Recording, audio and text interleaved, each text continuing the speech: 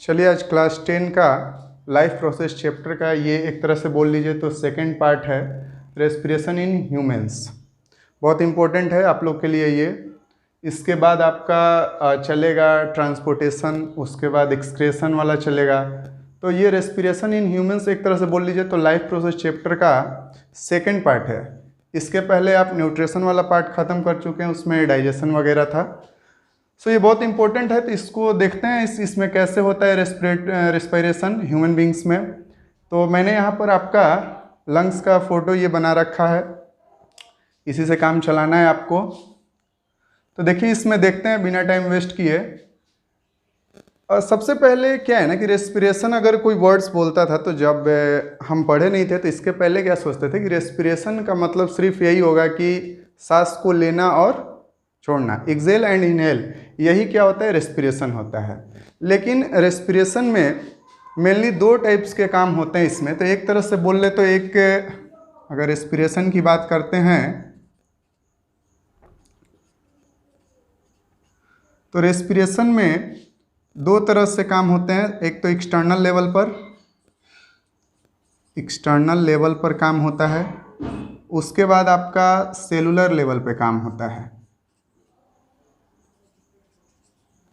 अब देखिए external level में क्या होता है कि इनहेल और एक्सहेल होता है, इनहेल और एक्सहेल होता है।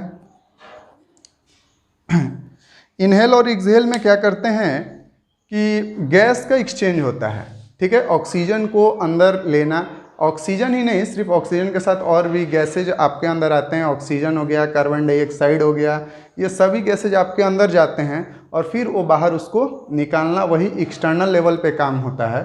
और उसके बाद सेलुलर लेवल का मतलब है कि यहाँ से जब आप ऑक्सीजन को अंदर लेते हैं तो ऑक्सीजन यहाँ से सीधे आपके सेल में जाता है। इसको तो डिस्क्राइब करेंगे ही। तो मतलब दो तरह से इसमें काम होते हैं, लेकिन सिर्फ अभी तक तो हम लोग यही सोचते थे कि रेस्पिरेशन का मतलब है सांस को लेना और छोड़ना, ठीक है। तो देखिए यहाँ से इस बात को हम लोग समझते हैं। देखिए ये आपका स्टार्ट होता है यहाँ से, नसल कैविटी से शुरू होता है, नॉस्ट्रिल से। आपके नॉस्ट्रिल्स में क्या होता है कि हेयर लाइक स्ट्रक्चर्स होते हैं, मतलब हेयर होते हैं। तो हेयर क्या काम करता है आपका, फिल्टरिंग का एक तरह से काम करता है। जैसे कि आप सांस को अंदर लेते हैं तो उस एयर के साथ साथ आपके अंदर डस्ट पार्टिकल्स भी आ रहे हैं जो इस एटमॉस्फेयर में हैं। तो उस डस्ट और पार्टिकल्स को क्या करता है कि फिल्टर करता है, ठीक है। इसका मेन यही काम है। उसके बाद यहाँ से आपका एंटर करते हुए सीधे जाता है, यहाँ से जो भी गैसेज आप लिए हैं, ऑक्सीजन, कार्बन डाइऑक्साइड वगैरह जो भी है, फेरिंग्स लैरिंग से होते हुए अंदर की ओर जाता है। और ये आपका ट्रैकिया है। देखिए ये ट्रैकिया जो होता है ना, सी शेप्ड का होता है, सी शेप कार्डिलेज का होता है, इस तरह का। उसके बाद यहाँ से होते हुए आपके ये गैसेस दो पार्ट्स में डिवाइड हो जाते हैं। अब देखिए ये वाला जो है ना, यही मेन पार्ट्स है आपका, ठीक है। ये लंग्स बोले जाते हैं, इसको लंग्स बोलते हैं इसको। ये जो है ब्रोंकाई है, ठीक है। और ब्रोंकाई यहाँ से दो पार्ट में डिवाइड होता है और ये जो ब्रांचेज आपको दिख रहे हैं इसको ब्रोंक्यूल बोलते हैं। क्लियर है। अब देखिए इस ब्रोंक्यूल्स के जो ये एंड पॉइंट है, यहाँ पर एक बैलून लाइक स्ट्रक्चर्स है। इस बैलून लाइक स्ट्रक्चर्स को एल्वियोली बोलते हैं, ठीक है, एल्वियोलाई। और ये एल्वियोलाई का मैंने स्ट्रक्चर्स को यहाँ पर थोड़ा सा बड़ा बनाने का कोशिश किया है। देखिए इसके जो ये एंड पॉइंट होते हैं, इसका स्ट्रक्चर्स कुछ इस तरह का होता है, ट्री लाइक स्ट्रक्चर जैसे कि आप बनाते हैं फिगर। ये ऐसा क्यों होता है, ये ऐसा इसीलिए होता है क्योंकि ज़्यादा से ज़्यादा ऑक्सीजन इसमें आ पाए, ठीक है, ज़्यादा से ज़्यादा ऑक्सीजन ये ले पाए अपने अंदर। क्योंकि आपके बॉडी में मेन फंक्शन इसी ऑक्सीजन को लेने के बाद ही होता है। जो भी आप एनर्जी यूटिलाइज कर रहे हो, जो एनर्जी आपकी बॉडी में बन रहा है, वो एनर्जी इसी ऑक्सीजन की वजह से बन रहा है। तो देखिए क्या होता है कि यहाँ पर जो भी आपने ऑक्सीजन या फिर अदर गैसेज लिए यहाँ पर आते हैं और इस पोजीशन से क्या होता है कि बहुत सारे ब्लड वेसल्स ऐसे निकले हुए रहते हैं। यहाँ से इस तरह से ऐसे बहुत सारे ब्लड वेसल्स निकले हुए रहते हैं। ब्लड वेसल्स आपको पता है ना क्या होता है, पता है एक समय ना हमको बहुत सारा कन्फ्यूजन होता था। ये ब्लड वेसल्स जो था ना उसको हम समझते थे नर्व्स, नर्व्स वर्ड कोई बोले तो हमको लगता था कि यही ब्लड वेसल्स को नर्व्स बोला जा रहा है, लेकिन नहीं, नर्व्स जो होता है अलग चीज़ होता है, उसका मैसेज ट्रांसफ़र करने का काम होता है, ठीक है। और ये ब्लड वेसल्स होते हैं जो आपको दिखते हैं, ये ब्लड वेसल्स ब्लड को ट्रांसपोर्ट करता है इधर से उधर, ठीक है। तो इस पोजीशन से क्या होता है, ब्लड वेसल्स निकले हुए रहते हैं और ब्लड वेसल्स में आपका पाया जाता है हेमोग्लोबिन। क्या पाया जाता है, हेमोग्लोबिन होता है। देखिए ऑक्सीजन जो है ये रिएक्टिव होता है, ठीक है, और हेमोग्लोबिन एक तरह से समझ लीजिए ऑक्सीजन का फ्रेंड है। हेमोग्लोबिन क्या करता है कि उस ऑक्सीजन को ले लेता है, ट्रैप कर लेता है, ठीक है, और ट्रैप करने के बाद एक ये कंपाउंड बनाता है। क्या बनाता है, कंपाउंड। एक तरह से इसको टेम्पोररी कंपाउंड बोल लीजिए। ये टेम्पोररी कंपाउंड क्या बनाता है, ऑक्सी हेमोग्लोबिन इसको बोलते हैं, ऑक्सी हेमोग्लोबिन। इसको लिख लेते हैं यहाँ पर, ऑक्सी हेमोग्लोबिन, ठीक है। ऑक्सी हेमोग्लोबिन बनाने के बाद इस ऑक्सीजन को ये लेकर यहाँ से ब्लड वेसल्स के थ्रू जाता है, और जाने के बाद ये जो अब सेलुलर लेवल पे काम होता है, यहाँ का आपका ये काम खत्म हुआ, ठीक है।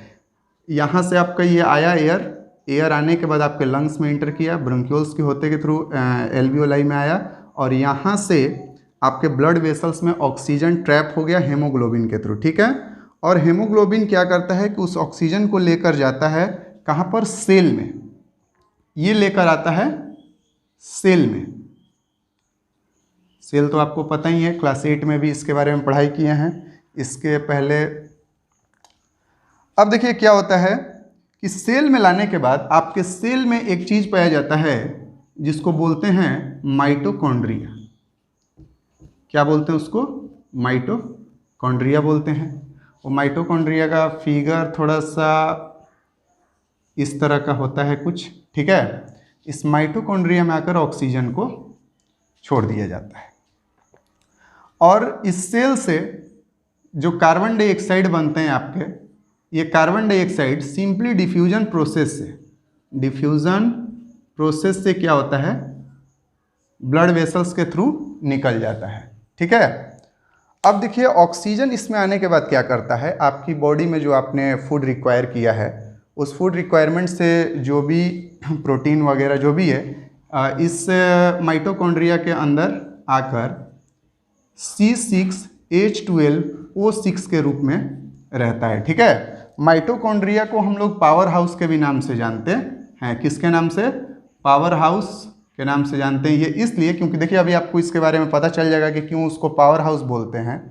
तो आपके माइटोकॉन्ड्रिया में C6H12O6 के रूप में ये होता है, और जैसे ही इसके साथ ऑक्सीजन मिलता है, ऑक्सीजन मतलब O2 जैसे ही मैच करता है, तो ये लोग क्या बनाते हैं, तो यहाँ से आपका रिलीज होता है CO2 plus H2O plus energy, ठीक है।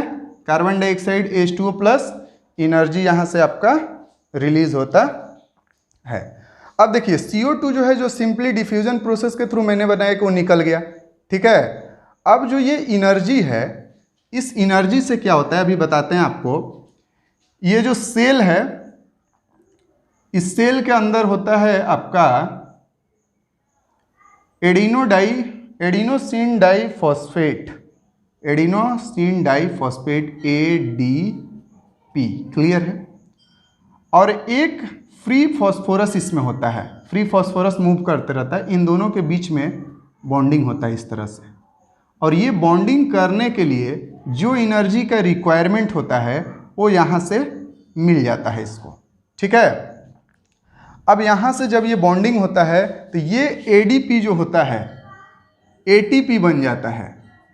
ATP क्या हो गया, एडिनोसिन ट्राइफॉस्फेट करके ये बन जाता है। अब एक तरह से समझ लीजिए, तो जिस तरह से आप करेंसी रिक्वायर करते हैं किसी भी प्रोडक्ट को लेने के लिए मार्केट में, उसी तरह से एक समझ लीजिए तो एनर्जी का ये एक कॉइन है।